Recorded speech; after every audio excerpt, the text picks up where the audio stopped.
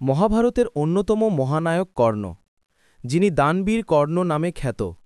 তার জীবনের গল্প আমাদের শেখায় দানের প্রকৃত অর্থ। কর্ণ জীবদ্দশায় স্বর্ণ, রত্ন, ধনসম্পদ যা কিছু ছিল তাই দান করেছেন। কাউকে তিনি কখনও খালি হাতে ফেরাননি।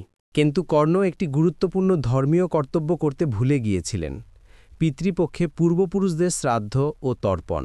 মহাভারতের যুদ্ধে অর্জুনের হাতে নিহত হওয়ার পর কর্ণ পৌঁছালেন যমলোকে। সেখানেই শুরু হল তার আন্তিক পরীক্ষা।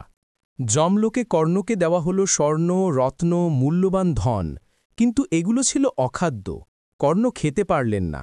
ক্ষুধায় কাতর কর্ণ প্রশ্ন করলেন, আমি জীবনে এত দান করেছি, তবু কেন আমাকে অখাদ্য দেওয়া হচ্ছে?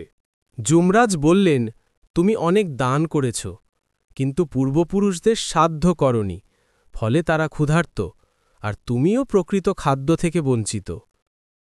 যমরাজ কর্ণকে সুযোগ দিলেন পৃথিবীতে ফিরে গিয়ে 15 দিনের মধ্যে শ্রাদ্ধ সম্পূর্ণ করার জন্য।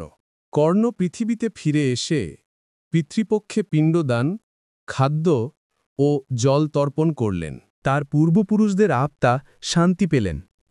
কর্ণও পেলেন পরম তৃপ্তি ও মুক্তি।